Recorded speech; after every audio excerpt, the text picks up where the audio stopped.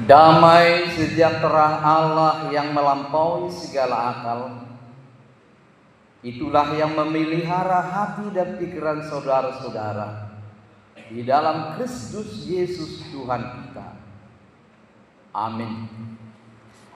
Bapak Ibu Saudara sekalian, kita akan mendengarkan berita kabar sukacita dari Tuhan Allah kita, yaitu dari firman-Nya tertulis dalam 1 Raja-Raja pasal yang ke-19 ayat 15 sampai ayat 21. Demikian dikatakan. Firman Tuhan kepadanya, "Pergilah, kembalilah ke jalanmu melalui padang gurun ke Damsyik. Dan setelah engkau sampai, engkau harus mengurapi Hazael menjadi raja atas Aram. Juga Yehu, cucu Nimsi, haruslah kau urapi menjadi raja atas Israel, dan Elisa bin Safat dari Abel Mehola harus kau urapi menjadi nabi menggantikan engkau. Maka siapa yang terluput dari pedang Hazael akan dibunuh oleh Yehu, dan siapa yang terluput dari pedang Yehu akan dibunuh oleh Elisa. Tetapi aku akan meninggalkan 7.000 orang di Israel, yakni semua orang yang tidak sujud menyembah Baal dan yang mulutnya tidak mencium dia." Setelah Elia pergi dari sana, ia bertemu dengan Elisa bin Safat yang sedang membajak dengan 12 pasang lembu, sedang ia sendiri mengebudikannya.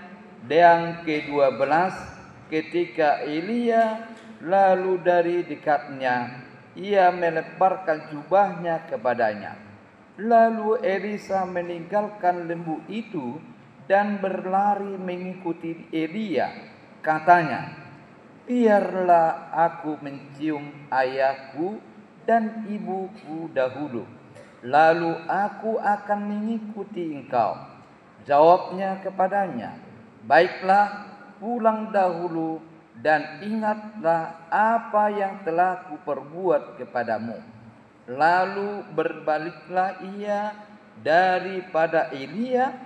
Ia mengambil pasangan lembu itu, menyembelihnya dan memasak dagingnya dengan bajak laut itu sebagai kayu api. Ia memberikan daging itu kepada orang-orangnya, kemudian makanlah mereka. Sesudah itu bersiaplah ia, lalu mengikut Elia dan menjadi pelayannya.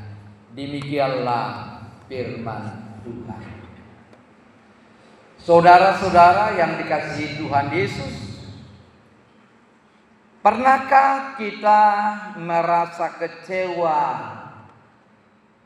ketika kita memutuskan untuk mengikut Yesus? Atau pernahkah kita merajuk sehingga kita berkata di dalam hati kita, "Saya tidak mau lagi melakukan perintah Tuhan Allah"? Mungkin barangkali pernah. Rasa kekecewaan kita terhadap Tuhan Allah kita pasti ada.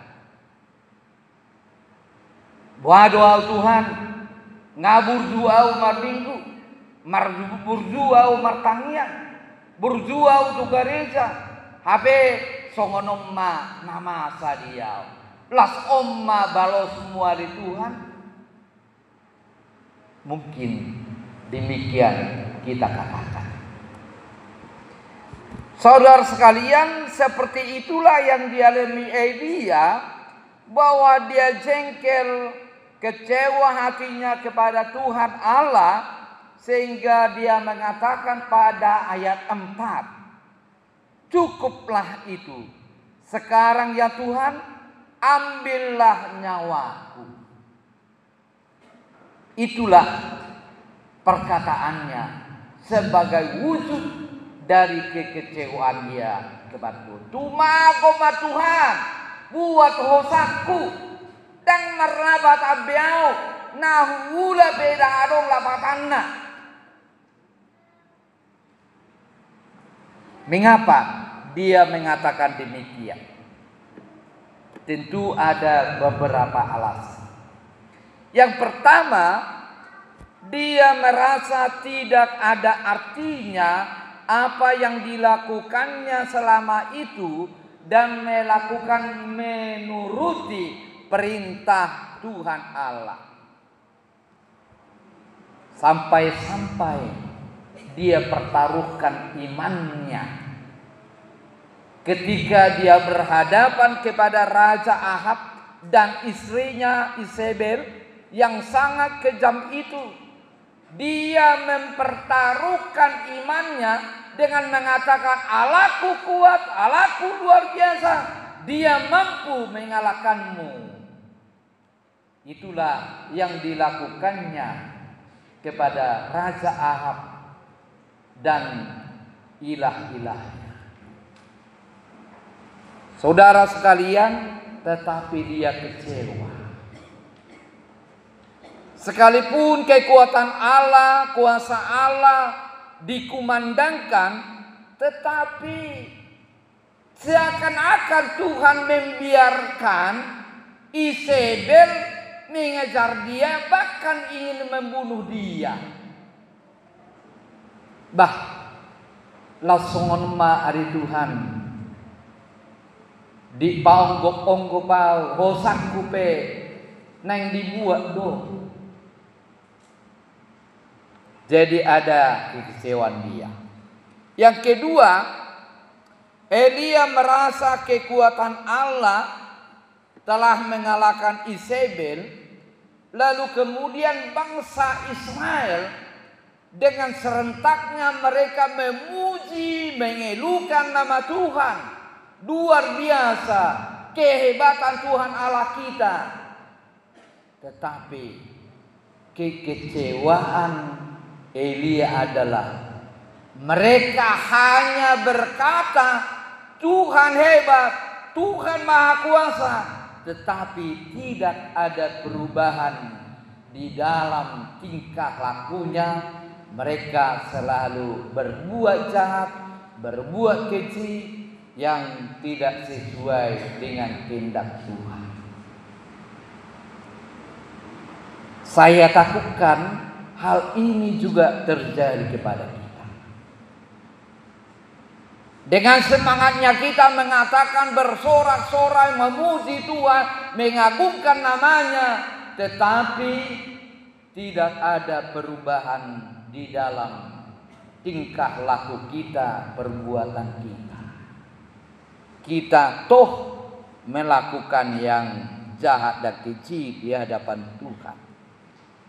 Nah, saudara-saudara sekalian yang dikasihi Tuhan Yesus, inilah yang menjadi kekecewaan daripada Elia, sehingga dia memang harus bersembunyi dari kejaran Raja Ahab.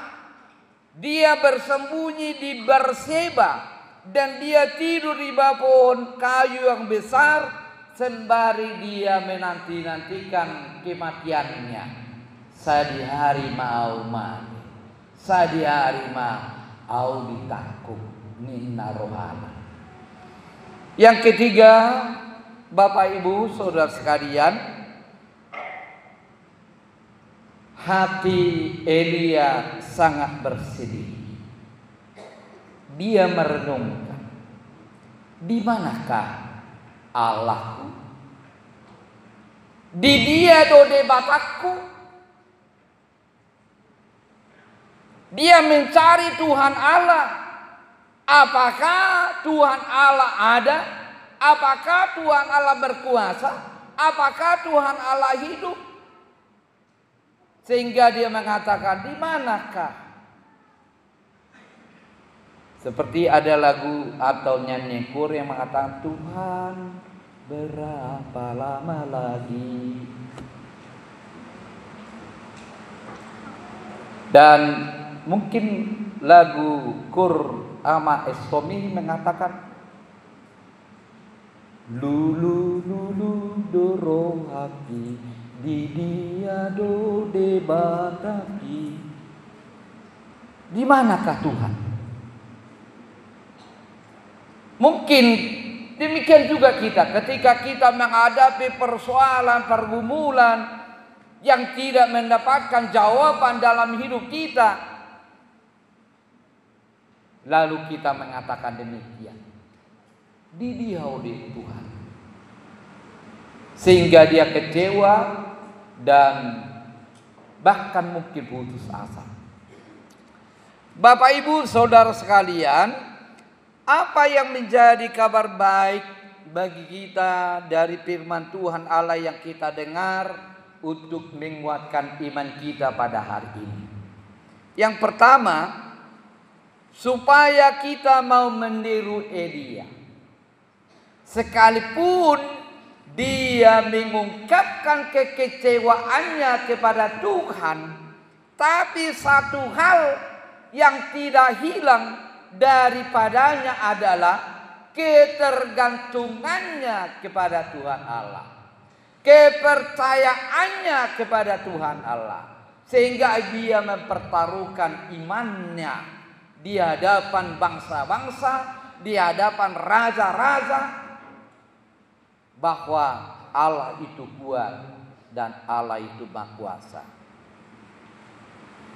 Sekalipun resiko yang dihadapi berat, begitu juga di dalam iman kita. Mungkin Bapak Ibu Saudara sekalian, kita mengalami perlakuan yang tidak baik dari orang-orang lain terhadap iman kita. Tetapi apakah itu membuat surut, membuat kita murtad? Tetapi Elia di sini, dia cukup setia mengikut Tuhan walaupun tantangan mengancam dirinya. Yang kedua, kita harus menyadari siapapun kita, jemaat atau perhalado, kita adalah orang yang lemah dan kita bisa saja jatuh kepada kekecewaan. Oleh karena itu, jangan lengah, jangan anggap enteng, tetap waspada, tepat di dalam iman, setia mengikuti Tuhan Yesus. Mungkin cobaan, mungkin tantangan dapat melemahkan iman kita, tetapi saudara-saudaraku, jangan terlampau pede, jangan terlampau percaya kali kita menganggap bahwasanya kalau Tuhan berpihak di hadapan kita, bersama dengan kita, lalu kemudian masalah tidak ada. Bukan demikian. Itu makanya waspada, karena memang si seteru senantiasa akan mencoba kita. Yang kemudian yang ketiga, perhatikanlah, jangan terlampau cepat di dalam mengambil keputusan. Sama dengan Elia, termasuk dia cepat mengambil keputusan dengan mengatakan di dia do debataki. Dia mengatakan tumagon mabuah hosaki. Nah, ini juga perlu kita pahami. Memang kadang kesulitan dan pergumulan hidup bisa membuat kita panik, membuat kita tidak tenang, membuat kita gelisah, seperti kesimpulan yang dilakukan oleh Elia. Tapi ada baiknya kita tenang, kita cepat datang kepada Tuhan agar Dia memberikan rohnya kepada kita dan memberikan pengertian dan hikmat kepada kita.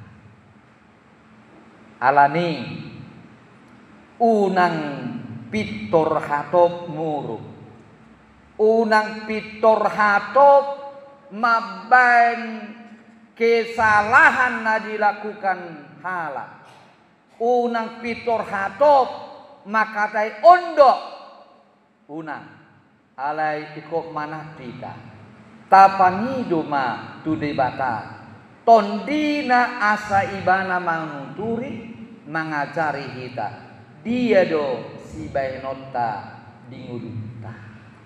Ini sangat penting untuk melibatkan Tuhan di dalam setiap keputusan yang